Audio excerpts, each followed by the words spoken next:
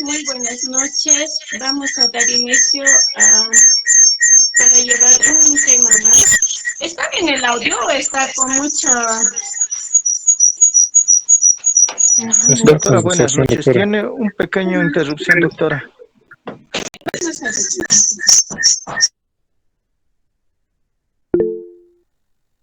Se escucha con retorno, doctora.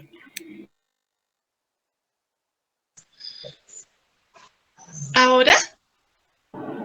Ahora sí, doctora, ya se ve. Ahora está bien, doctor. Entonces, como les decía, esta noche vamos a llevar un documento más, un documento médico legal, que es el consentimiento informado, que ustedes también lo van a llenar frecuentemente al ingreso de cualquier paciente hospitalario.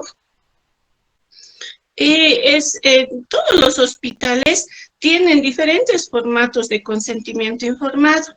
Lo que vamos a llevar aquí es la importancia, porque el consentimiento informado es un formato grande que nos ha dado el ministerio, pero que cada hospital puede adecuarlo de acuerdo a lo que él quiere. Por ejemplo, mi hospital es bien sintético el consentimiento informado, donde se pone el hospital, el nombre del paciente, porque dice el nombre del paciente, su matrícula, su carnet de identidad, su nombre, por el diagnóstico por el que está siendo internado y qué procedimiento se le va a hacer.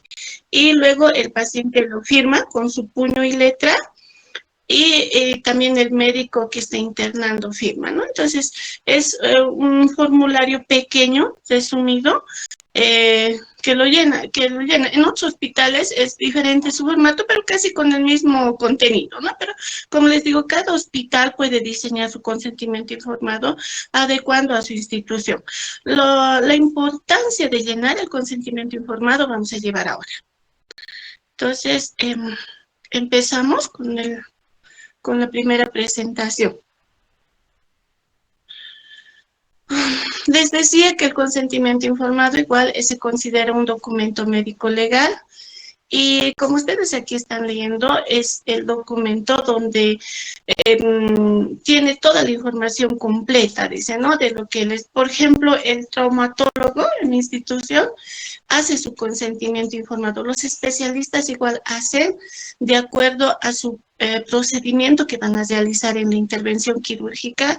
Ellos hacen todo detallado, las complicaciones que pueda tener esa cirugía, qué riesgos, etcétera, etcétera. Ellos lo llenan ad extenso en 2 a 3 hojas.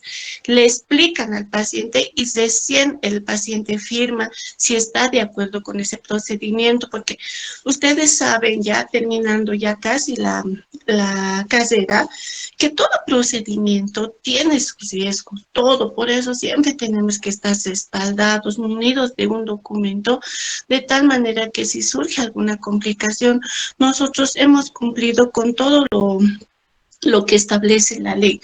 Entonces, para los especialistas, este documento, el consentimiento informado, es bien importante, les decía, porque ellos llenan extensamente su consentimiento informado. Pero para internación es más cortito, como les decía, de mi institución es bien cortito para el ingreso, su nombre, su matrícula, su carnet de identidad, el diagnóstico con el que está ingresando y su procedimiento que le van a hacer ahí. Dice qué procedimiento les realizará, lo llenamos y al final firma y sella. En cambio, de los especialistas, ellos lo hacen más extenso. Ellos les explican, por decir, una cirugía de cadera. La cirugía de cadera es, por decir, qué tiempo toma, qué complicaciones puede tener durante el acto quirúrgico, si bien o no puede aceptar su prótesis el paciente, o cuáles son sus complicaciones. Todo eso está anotado en su hoja de consentimiento informado, y recién si el paciente, digamos, si uno le he entendido la explicación, puede decir, doctor, he entendido, estoy consciente de todos los riesgos, pese a eso me voy a operar. Entonces, si aprueban eso, firma el consentimiento informado.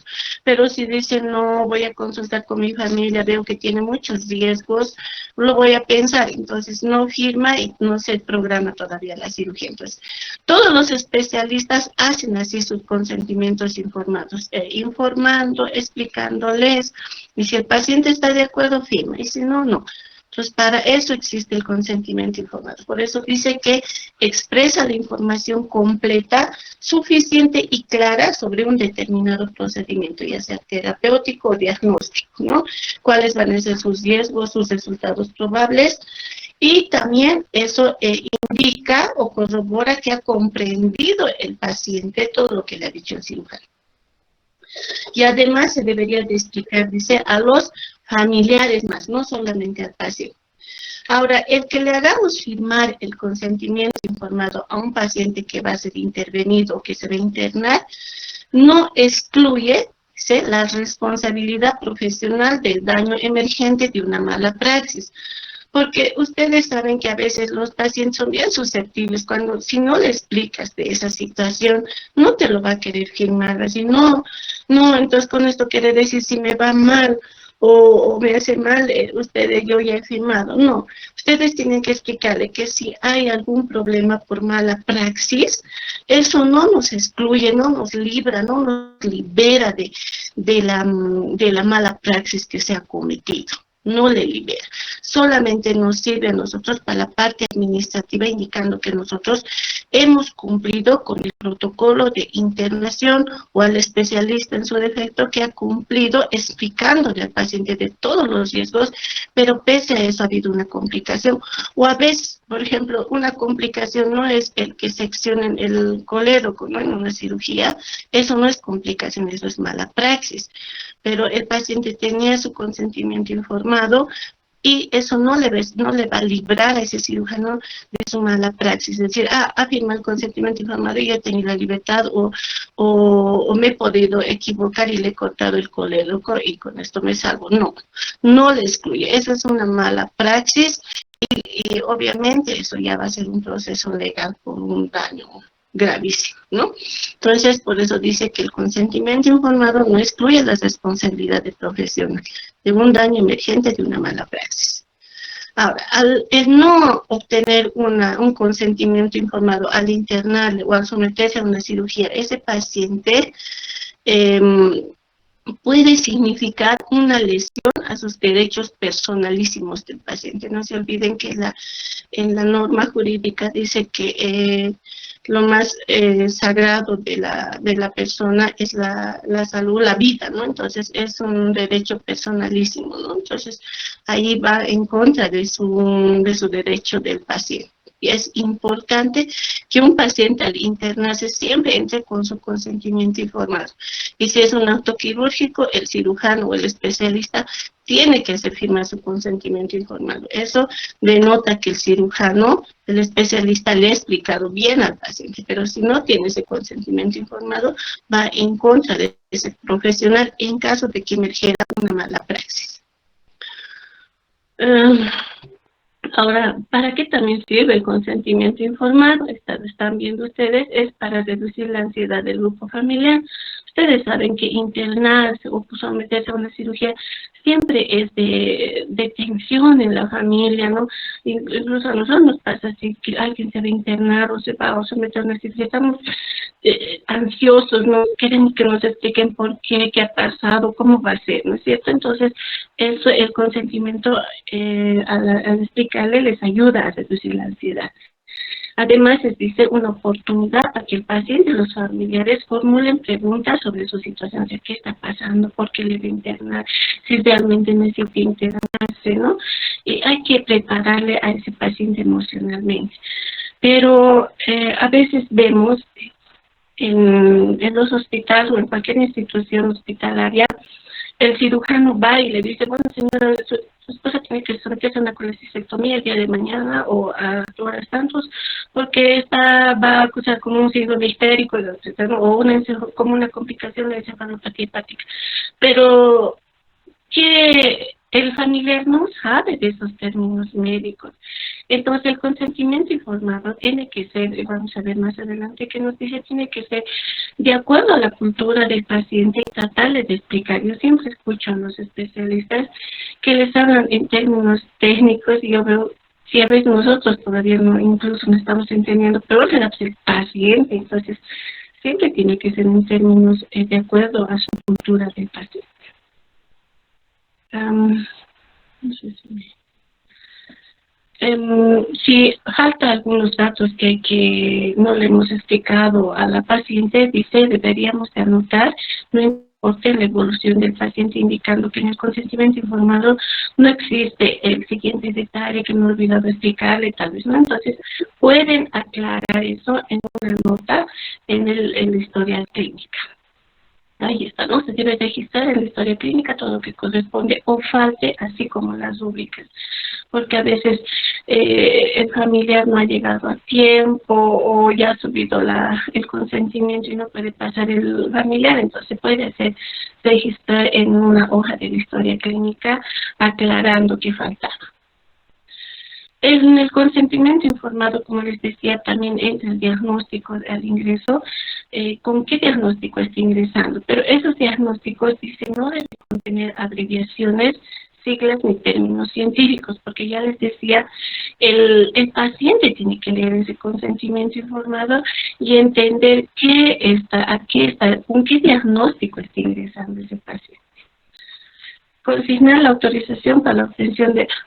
otra cosa aquí dice, consignar la autorización para obtención de fotografías y filmaciones. Es muy importante que ustedes tengan conocimiento de que no se puede grabar a un paciente, no puede sacar fotos a un paciente. Eso tiene que tener una autorización exclusiva para sacar fotos. No es agarrar la cámara y sacarle, pueden tener un proceso por si acaso, ¿ya? Entonces siempre si quieren, que necesitan para un documento científico, etcétera, ustedes pueden pedir autorización a la paciente de tomar una fotografía, tal vez argumentando de que no le van a sacar la carita y van a tomar solamente la parte que les interesa, o filmar, ¿no? Pero siempre cubriendo la identificación, pero tienen que tener una autorización, no puede grabar, sacar fotos alegremente.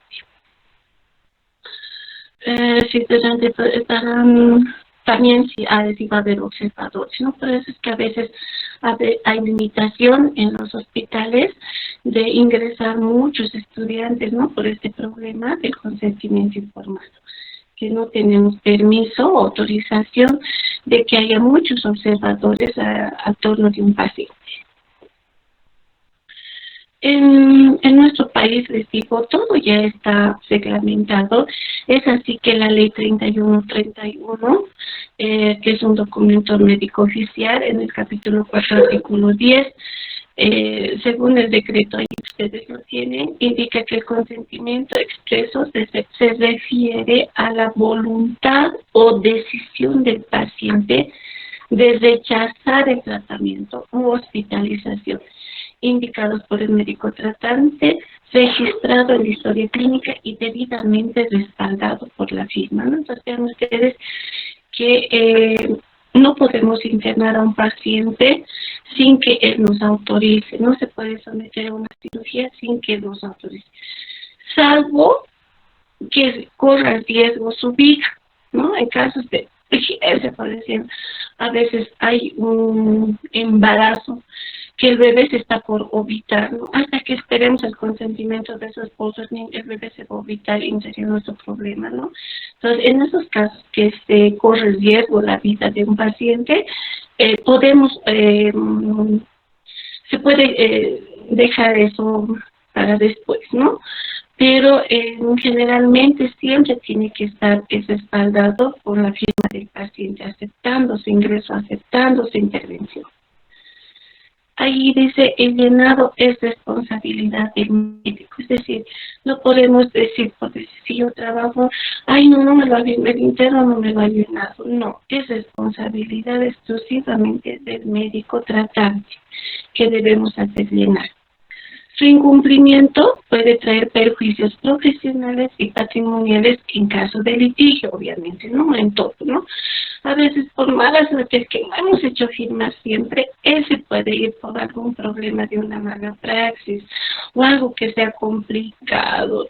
Siempre, ese caso siempre va a ir y no ha tenido el consentimiento informado. Y no se puede llenar otro día, no se puede decir, adjúntemelo, porque por mala suerte los expedientes clínicos, una vez que termina el paciente egresa, las licenciadas inmediatamente lo folian, 1, 2, 3, todas las hojas.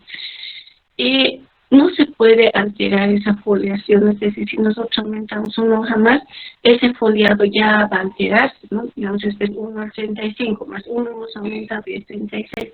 Claramente se ha aumentado ese protocolo de consentimiento informado. Entonces, es muy importante no obviar esa situación. El consentimiento informado, una de sus características es que el paciente tiene la libertad de decidir su tratamiento o su prueba diagnóstica sin que haya persuasión, manipulación ni coerción, lo que significa que no debemos mentir al paciente, no decir, pero si va a ser algo sencillito, no se preocupe, ¿no? Algo así. O no le vamos a hacer nada y va a ser sometido a una cirugía, o tal vez va a necesitar muchos estudios y va a entrar en gastos terribles el paciente, ¿no? Si no estuviera asegurado. Entonces, es ahí, digamos, que hemos manipulado esa internación. Entonces, no tiene que ser así, hay que ser objetivos, claros y ser sinceros con el paciente y decir, no, señor, usted se va a internar. Una vez que esté internado, si fuera una consulta privada, ¿no? Una vez que esté internado, probablemente le pidan tantos laboratorios, una tomografía, y bueno, después de eso se verá el resultado de la tomografía, va a valorar el neurocirujano, y si se quiere puede ser sometido a una cirugía, digamos, no, le van a operar de su cabecita, le van a sacar el coágulo, cosas así, pero cosas que entiende el paciente. Entonces hay que siempre saberle informar. Y allí dice, ¿no? La ley, siempre hablan de la ley 31 es la que nos rige a nosotros de todos nuestros actos, que señala que es deber del médico respetar la decisión del paciente de rechazar el tratamiento u hospitalización. En caso de que el paciente, una vez explicado, rechace, hay que hacerle firmar también, jóvenes, indicando que al paciente, en pleno uso de sus facultades, después de haber ha sido completamente informado de su situación, que esto, él rechaza su internación o rechaza su tratamiento, por lo que firma al pie de la nota, ¿no? Al pie de la nota él pone con su puño y letra, tiene que firmar, poner su número de carnet de identidad y a qué hora. Entonces, allí sí estamos espaldados cuando el paciente rechaza, pero tiene que firmar. Es bien importante, jóvenes, nunca digan, ay, se ha ido nomás, no he querido firmármelo. O a veces no dicen ya eso cuando va a un proceso, sino dicen, ustedes le han votado, no le han informado, no le han querido atender. Es muy importante también explicarle al señor que si no se va a internar, pese a que le estamos explicando 2 o 3 veces, también tiene que firmárnoslos si va a rechazar su internación o su uso o algún procedimiento al que debe ser sometido. Ahí está, ¿no? La información debe ser comprensible e incluir el objetivo del tratamiento, sus procedimientos, los beneficios, los riesgos potenciales, así como la posibilidad de rechazarlo en cualquier momento, antes o una vez iniciado sin perjuicio alguno. Por decir, en una apendicitis, hay que explicarle al paciente que si no se interna la persona, eso puede reventar y dentro de esa protuberancia o esa salida que tiene en el intestino va a salir caquita y esa caquita va a contaminar todo su cuerpo, esa caquita se irá toda la sangre y va a hacer después fiebre, se va a infectar toda y va a estar en peor situación cuando él quiere hacerse operar, le van a operar, pero esa herida toda se va a infectar, no va a poder sanar muy rápido, tiene que considerar esas situaciones, hablar en forma clara, ¿no? Decir, usted tiene un divertido, dicen, ¿no?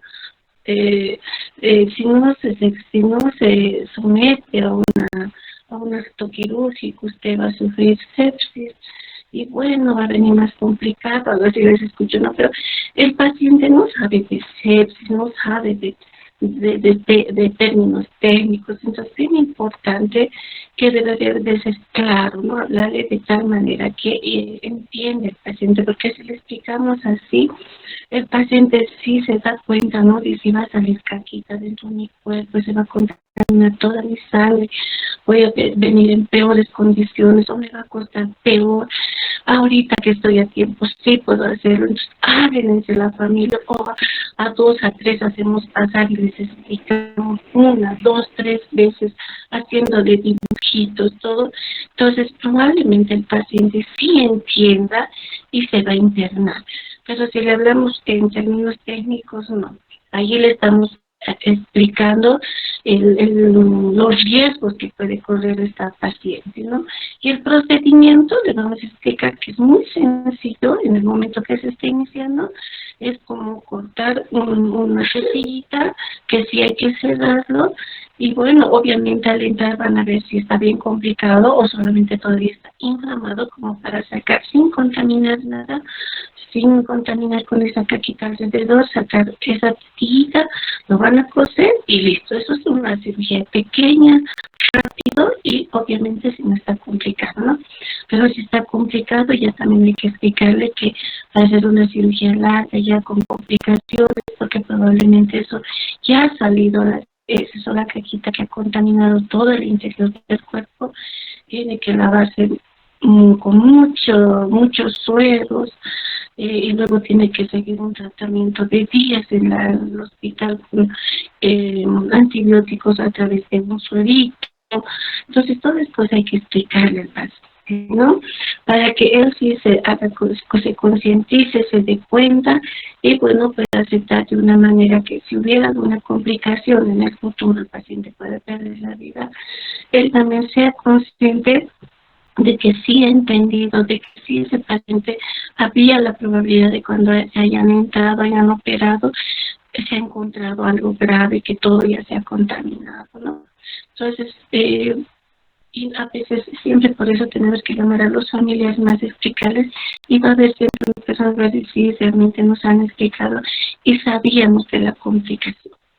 Pero sí porque le hemos hecho entender, pero si no les hemos hecho entender, todo ha sido a la rápida, siempre va a decir el paciente, no, yo no le he entendido nada, no sé ni lo que me han dicho, dice, no. Entonces la comprensión es la capacidad del paciente o familiar, por eso digo siempre llamar a los familiares más, de entender la información que se le da sobre la situación de salud en cuestión. Una explicación clara y sencilla, pero suficiente sobre el procedimiento. Si estos requisitos se cumplen, no podrá ser tachado de viciado en caso de una eventual demanda judicial, ya que el paciente habrá conducido su decisión con total y absoluta libertad. Vean ustedes, es ya un punto a favor en caso de una complicación. Por eso piden, ¿no? Cuando hay una pérdida de vida después de un procedimiento quirúrgico, va a una auditoría interna. ¿Qué es la auditoría interna? La auditoría interna es médicos de la misma institución, especialistas que les dan todo el historial clínico. ¿Y ahí qué vemos? Ahí vemos, ¿tiene la historia clínica? ¿Tiene su consentimiento informado? ¿Tiene su protocolo quirúrgico? Tiene, a veces se han olvidado, igual no tiene, eso ya va en contra. Entonces, en el procedimiento quirúrgico, ahí está anotado, el cirujano anota apertura por planos, al abrir qué ha encontrado, con cuántos litros ha lavado, qué tipo de sutura ha hecho, con qué hilos, o las complicaciones que ha encontrado y las ha tenido que reparar. Entonces, todo está ahí. Si vemos que está todo anotado y que ha hecho de acuerdo a su protocolo de apéndice, es decir, cómo se opera un apéndice, esos los cirujanos, ¿no? Entonces, si está ahí su protocolo bien descrito, entonces está bien, ¿no? Eso le va a respaldar harto en caso de una demanda judicial. Pero si no, si ha habido alguna complicación de sección de un vaso, y él no puede mentir, es decir, no puede hacer su consentimiento, su protocolo quirúrgico inventándose, porque no se lo va a firmar el anestesiólogo, el cirujano, el ayudante, cirugía 1, el 2, entran 2 ayudantes, ¿no? Entonces ellos van a ver si ha habido una complicación de una sección, no pueden decir que no, el cirujano va a decir que no ha habido ninguna complicación, ¿no? Porque ahí tiene dos testigos que han visto lo que ha seccionado, tiene que anotar eso. Y si no ha habido nada de eso, ha sido todo correcto, entonces eso va que está bien, correctamente, entonces todo está protocolizado, cada médico tiene sus documentos que tiene que llenar, entonces eso vemos, protocolo está, quirúrgico está, protocolo de anestesio está, entonces todo eso va antiqueando. Pero si ha habido una complicación, como les digo, un accidente en el acto quirúrgico, entonces, bueno, eso ya se anota también. Pero todo tiene que estar anotado, ¿no?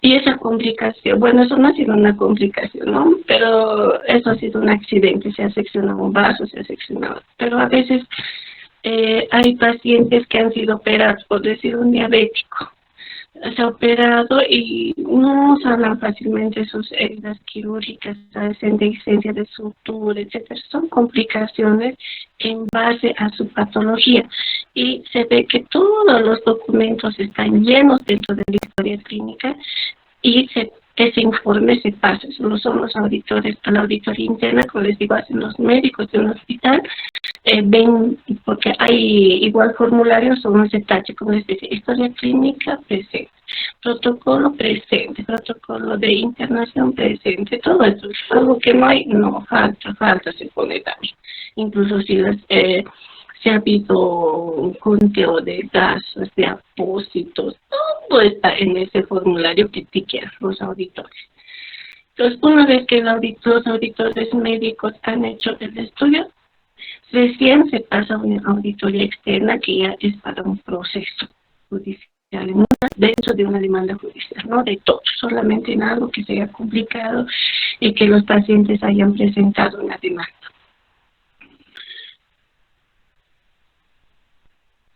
Por eso dicen, ¿no? Si estos requisitos se cumplen, no podrá ser tachado de viciado en caso de una eventual demanda judicial.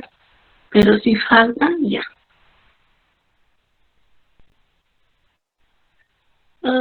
Aquí no, nos repiten que debemos tener un lenguaje apropiado para el nivel de comprensión. Obviamente, si tenemos un paciente médico que esté dentro de nuestro nivel, hablarle con palabras técnicas, no es problema, pero no le vamos a hablar así a un señor que está viniendo con una educación de nivel medio, ¿no? Entonces no podemos.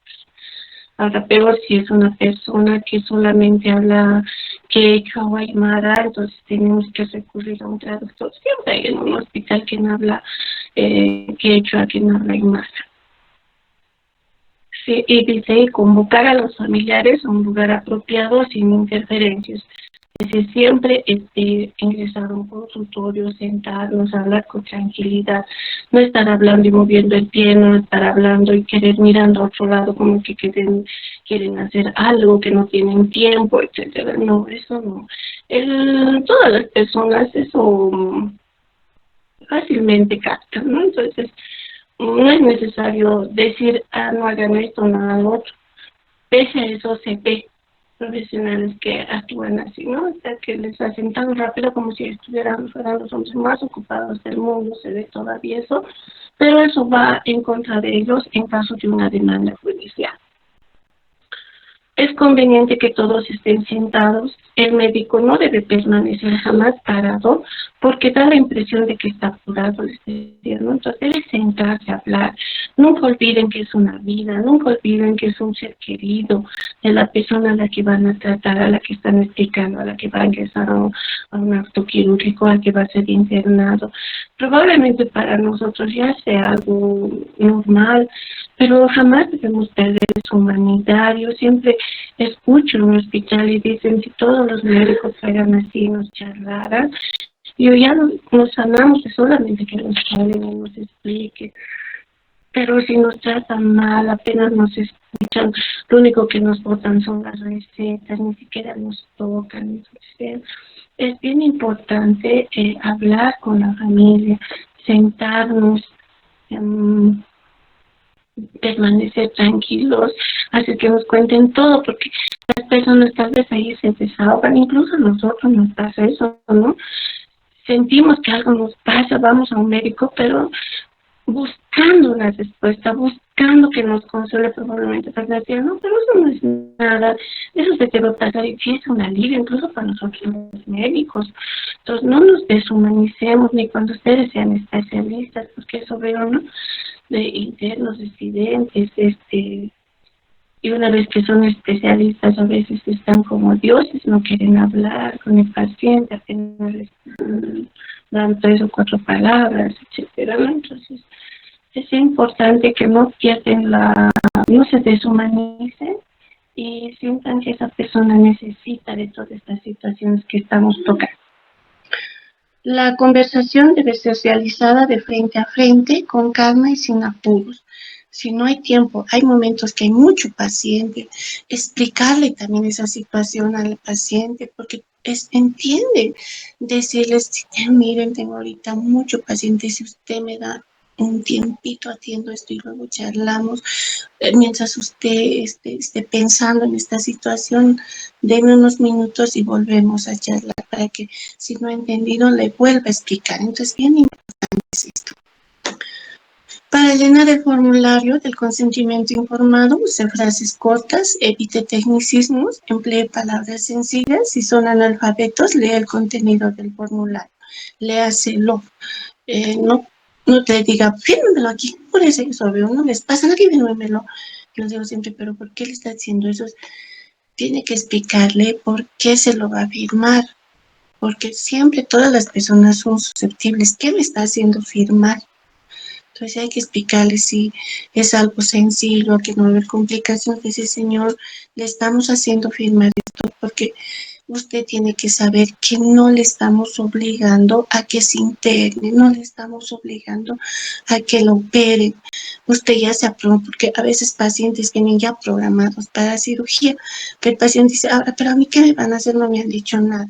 Entonces, si no le han dicho nada, no se interne, señor, porque usted tiene que saber qué es lo que le van a hacer. Y el que le haya explicado a qué cirugía se está sometiendo, que era la responsabilidad del especialista. De los médicos de internación, nada más nosotros estamos haciendo el consentimiento informado para internación, no para la cirugía. Responda a las preguntas que les formulen, porque siempre preguntan ¿para qué? ¿Por qué me están? Les decimos para que se interne. ¿Pero qué me van a hacer? Pero señor, usted sabe que le han programado a qué está ingresando, a que lo operen de la vesícula. Sí, le han explicado, a veces dicen sí, a veces dicen no. Entonces si dicen no, yo a veces les llamo al cirujano y le digo, doctor, dice usted no le ha explicado, no tiene su protocolo o su consentimiento informado quirúrgico, y el paciente está dudando de internarse, ¿no? Entonces, a veces nos trata de volver a bajar, explicar y aclarar la situación, pero nunca les obligamos, ¿no? Responda a las preguntas que les formula, estamos repitiendo, pregúntele si está claro o desean más información. A veces dice, sí, pero yo no le he entendido, me ha dicho que me va a operar más. Entonces, nuevamente hay que llamar al cirujano que le explique, y él no puede rechazar esa información, porque sabe que si hubiera alguna complicación, el paciente va a decir, si no me ha explicado, le llamo al doctor, no ha venido, ¿no? Es muy importante dejar en claro que el consentimiento no es lo mismo que una carta blanca. ni tampoco la renuncia del paciente a sus derechos. Ya les decía que el que firme el consentimiento informado no libera al médico tratante, por decir al cirujano, de una mala praxis, ¿no? Igual va a ir a un proceso, se ha cometido una imprudencia, un accidente intraquirúrgico, ¿no? No le libera. Por eso dice, no es una carta blanca, ni tampoco la denuncia del paciente a sus derechos. Es decir, que si se comete algún proceso de negligencia en el paciente ya firmado, ya no tiene derecho a quejarse, no. Yo siempre digo a los señor, no tenga miedo al firmar este consentimiento informado, no libera a ningún médico de algún acto que le cometan a ustedes, ¿no? Un error, una negligencia, una mala praxis, no. Igual usted tiene derecho a una demanda, por decirlo. Entonces, esto solamente es administrativo para nosotros. Entonces, nos respalda que estamos cumpliendo con el de informarle a usted al ingresar que no lo estamos obligando y que sabe a qué está ingresando, ¿no? Solamente es para eso. Entonces, es bien claro lo que dice el consentimiento. Un consentimiento informado no es una carta blanca, ni una renuncia del paciente a sus derechos. Una vez obtenido, adjúntelo en el expediente clínico. Entonces, para ingresar siempre tiene su nota de internación, su consentimiento informado, sus indicaciones, ¿no? Se registra en el expediente clínico la fecha y hora de la conversación, nombre y apellido de todas las personas que estuvieron presentes.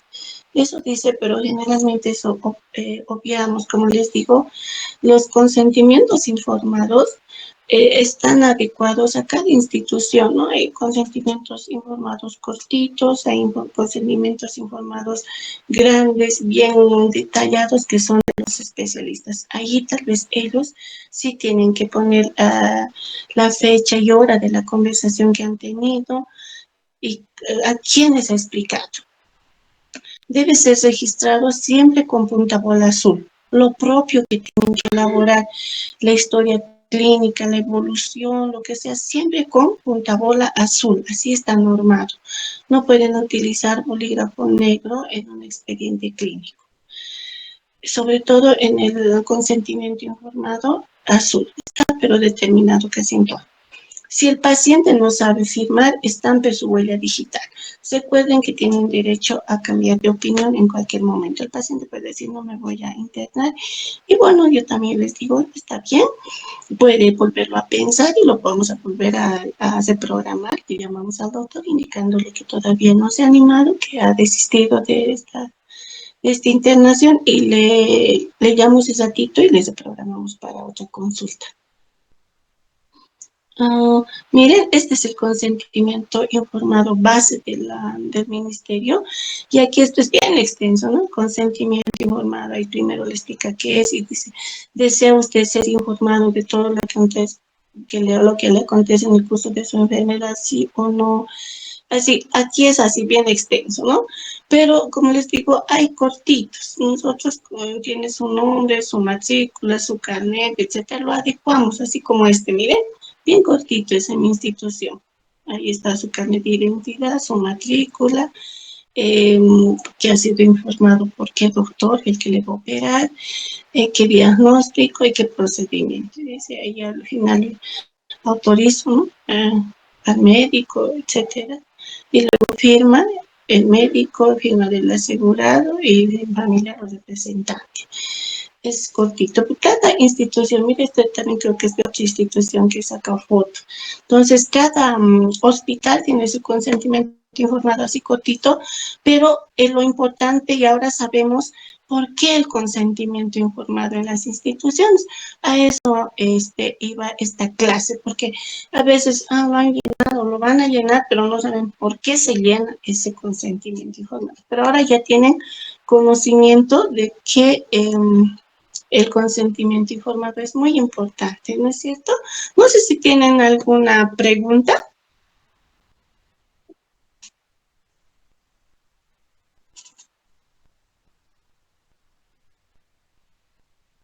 Hola, no sé si tienen alguna pregunta respecto al tema, que es bien cortito, ya hemos acabado?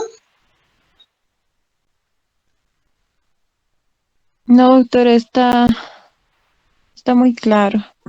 Bien. Hola, Entonces, buenas noches. Una consulta. adelante, adelante, le escucho. La escucho, buenas noches. Doctora, hace un momento. ¿Está bien, doctora? ¿Me escucha ahora sí?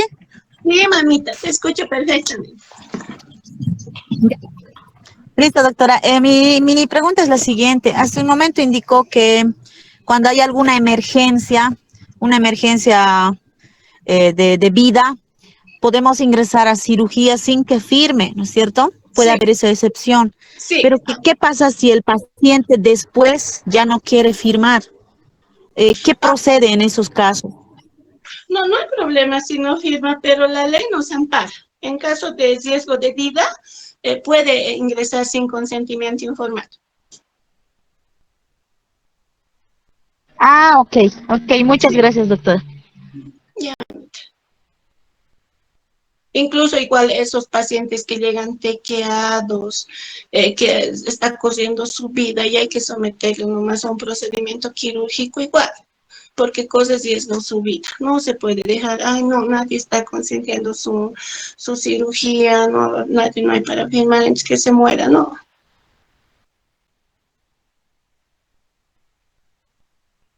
Que la ley nos ampare en esas situaciones. Doctora, Adelante, Eric, te escucho. Ok. doctora, en caso de que haya una emergencia, como nos ha mencionado hace un momento, y que el cirujano o el médico tratante cometa algún error en el procedimiento y que haya pérdida de la vida o lesiones orgánicas importantes, ¿cuál sería ahí la responsabilidad del médico? Si es que usted nos dijo que haya, en una emergencia ampararía la ley al médico, pero en ese caso que le planteo, ¿cómo sería? No sé si podría explicarnos. Bien. En un acto quirúrgico, todos los cirujanos, como les digo, llenan sus protocolos, como para apéndice, para una cirugía de cráneo, por decir un hematoma, ¿no? Es un hematoma, por decir, abren el cráneo y evacúan el hematoma. La sangre nada más es una acumulación de sangre que puede ser sobre la dura madre, debajo de la dura madre. Y eso luego dejan a veces con drenaje o a veces lo cierran. Pero si ese cirujano ha seccionado es decir, algo burdo estoy hablando, ¿no? Se ha seccionado el cerebro, un vaso importante del cerebro, y el paciente puede perder la vida, eso ya no es una complicación, sino es una mala praxis, ¿no es cierto? Eso no le cubre, no le ayuda a deslindarse de responsabilidades el consentimiento informado.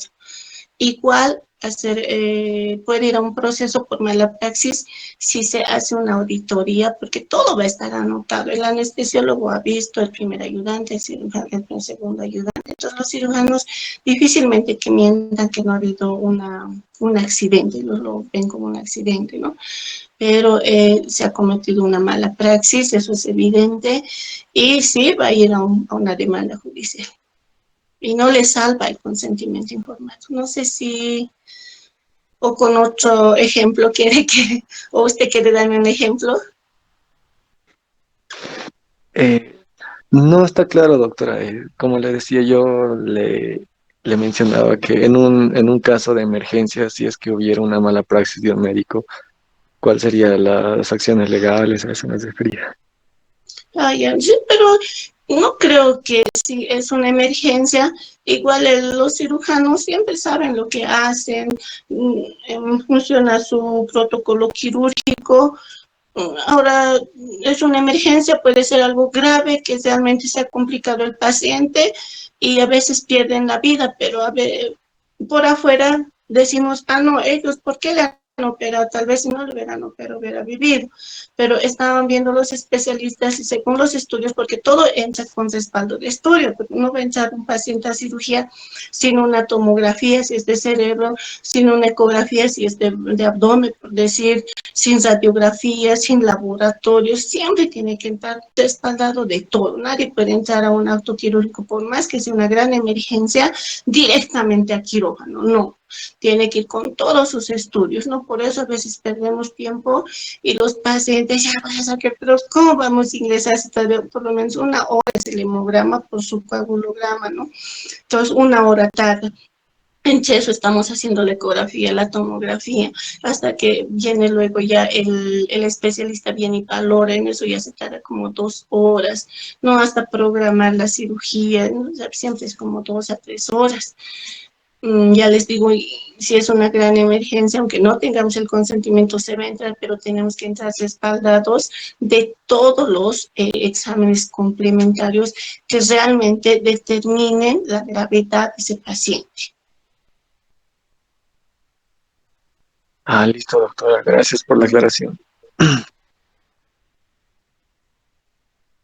Así cuando hay algún problema, si dice, por ejemplo, la gente viene, ¿no? O sus familiares, no, ustedes la han operado sin que nosotros demos el consentimiento, tal vez, pero no, pues señora, aquí está su tomografía, por decir, aquí está su laboratorio, esto, en qué condiciones. Y eso sí va a ir a una auditoría, claramente los médicos van a ver si, pues este paciente estaba muy grave, ¿no? Por decir, su tomografía estaba bien comprometido la masa encefálica, decir, ¿no? O era muy masivo la hemorragia, que difícilmente también se iba a salvar, ¿no? Iba a ser de, tal vez como dicen, algo bueno un milagro, ¿no? Que se salve después de la cirugía, pero se ha hecho todo lo que se ha podido, lo que se tiene que hacer.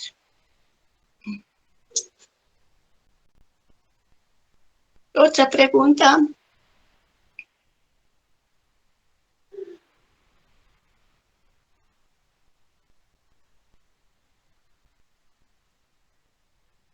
Entonces, eso nomás es el consentimiento informado, jóvenes, de llenar una hojita, pero una hojita que tiene mucho por detrás que tenemos que saber porque llenamos ese consentimiento informado, que es bien importante para nosotros en la parte legal y administrativa, y también es bien importante para el paciente que entienda qué le por qué está siendo internado, para qué está siendo internado, qué complicaciones puede tener. Y que esa hojita no nos va a deslindar de ningún proceso judicial en caso de mala praxis, en cualquier situación que no sea de acuerdo al paciente. No es una carta blanca, como dice aquí, de que nosotros podamos hacer lo que queramos con el paciente o hacer lo que sea, ¿no? Mal, no sé, pero raro, ¿no? En esta época, porque todo está documentado, todo es respalda con documentos. Por eso a las evoluciones son, según la norma técnica y la ley 3131, que el cirujano, por decir que operado, tiene que evaluar cada 3 horas, dice, pero generalmente en nuestro hospital están valorando cada 12 o 24 horas, cosa que no están cumpliendo con lo que dice la ley. Pero también es de acuerdo a políticas hospitalarias, por eso dice el residente, ¿no? Que debe estar evolucionando cada 3 o 4 horas. De alguna complicación tienen que observar inmediatamente y comunicar al especialista. Pero la ley dice que el especialista es el que tiene que estar valorando al paciente postoperado cada 3 o 4 horas. Por lo menos en el día 3 veces, ¿no? Y así tiene que estar en revolución, porque en caso de alguna complicación o algo que pase con el paciente, si va ese expediente a un proceso judicial, ahí vemos los auditores, pero el doctor ha operado hoy día y al día siguiente recién ha ido a valorar, entonces no está cumpliendo dentro de lo que es el protocolo postoperatorio de evaluar a su paciente, ¿no? ¿Qué estaba pasando?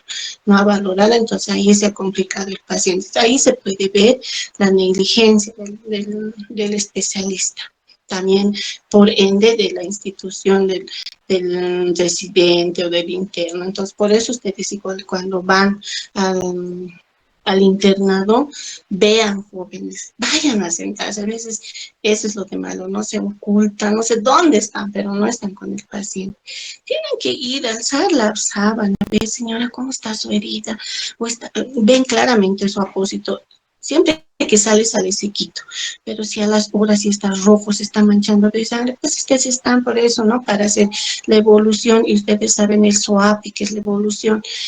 Subjetivo, señora, le duele algo, ¿cómo se siente la paciente si se está desangrando, se está choqueando? ¿Qué va a decir? No sé, me siento mal, me siento mareada, me siento no veo. Entonces ustedes anotarán eso al objetivo. El objetivo, ¿qué será? El abdomen. Abdomen pondrán, ¿no? Herida operatoria cubierta, está cubierta, pues ustedes no pueden destapar, nunca se les ocurra destapar, por más que esté sangrando, no toquen, no toquen, ustedes nada más ven. Mira, si ese apósito está con harta sangre, está rojo, manchado, no, apósito manchado, cubierto con sangre roja, rutilante, ponen. Y escuchen, agarran sus fonendoscopios, pongan sobre la vasijita con calmita, escuchen si sus ruidos están presentes o están ausentes. Les he dicho, en la noche pónganse sus estetoscopios sobre su vasija y vean cómo son los sonidos naturales, como cuando comemos harto, cuando no comemos, cuando estamos tranquilos, cuando nos duele. Escúchense la vasija para cuando ustedes vayan a su paciente y vean, hay estos sonidos, no hay, como el mío se escuchaba, aquí no se escucha. Entonces anotarán ruidos hidroaéreos poco audibles o ya no se escuchan. Anoten, jóvenes. Base su presión, tomen, lleven su tetoscopio.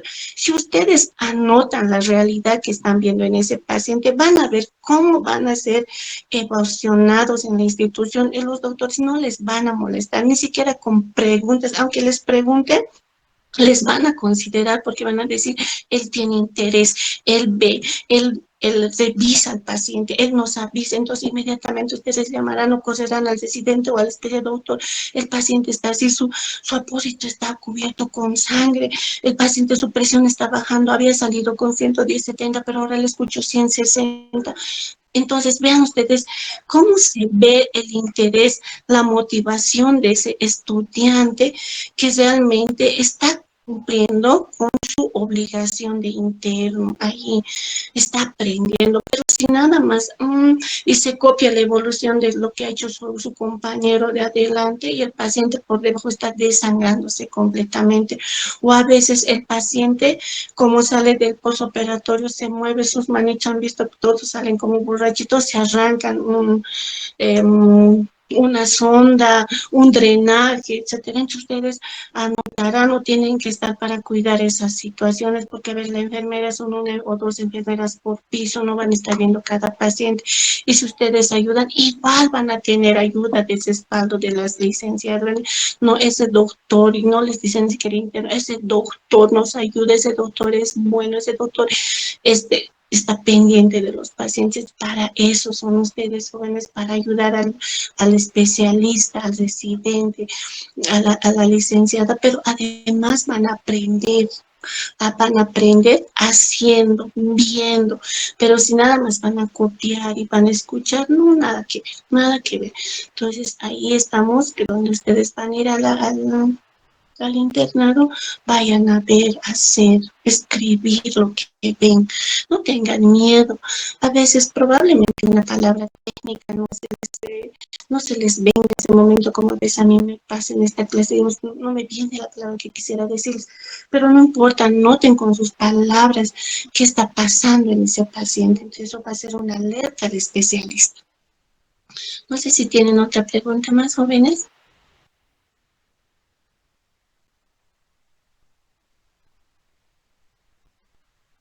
Bien, yo creo que, como siempre, completando la hora íntegra,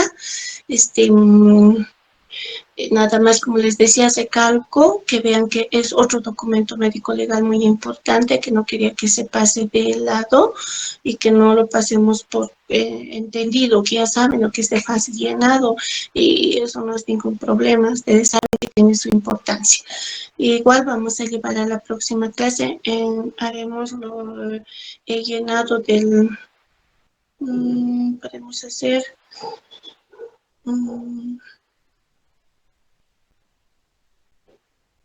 ¿Quieren que hagamos del certificado de defunción? Es largo, pero el tema es como 2 clases. Vamos a tratar de terminar en una clase. Sí, ¿Hola? doctora, estaría bien. Sí, Bien. doctora, también Entonces, sería bueno. Por favor, doctora. obviamente eso ustedes no lo van a llenar casi nunca, solamente es el médico, pero ya también cuando terminen la casera, porque no les falta más que sacar el piecito, con el internato ustedes prácticamente ya terminan y pueden em, em, actuar o ya ser médicos, legalmente ya pueden trabajar como médicos y a veces con mucha suerte pueden llegar a un lugar que les digo donde no hay médico forense, una comunidad y donde tienen que llenarlo, ¿no? Entonces les va a servir mucho de apoyo para ver cómo tienen que llenar, porque en el campo así el ministerio les devuelve si está mal llenado. Y les llaman no solamente la devolución, sino el memorándum de llamada de atención por el llenado incorrecto del certificado de defunción. Bien, entonces no teniendo más que decirles, jóvenes, muy buenas noches. Gracias por la comprensión de la semana pasada que no he podido pasar con ustedes porque lamentablemente estoy con un problema de programación del rol de turnos en mi institución y he tenido que ir como una urgencia para llenar ese vacío. Y he hecho el turno, entonces de ahí en dictarles la clase no me ha parecido correcto.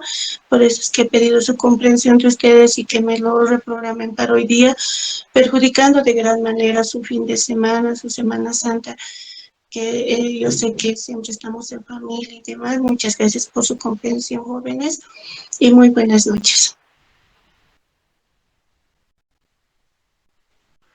Buenas noches, doctora.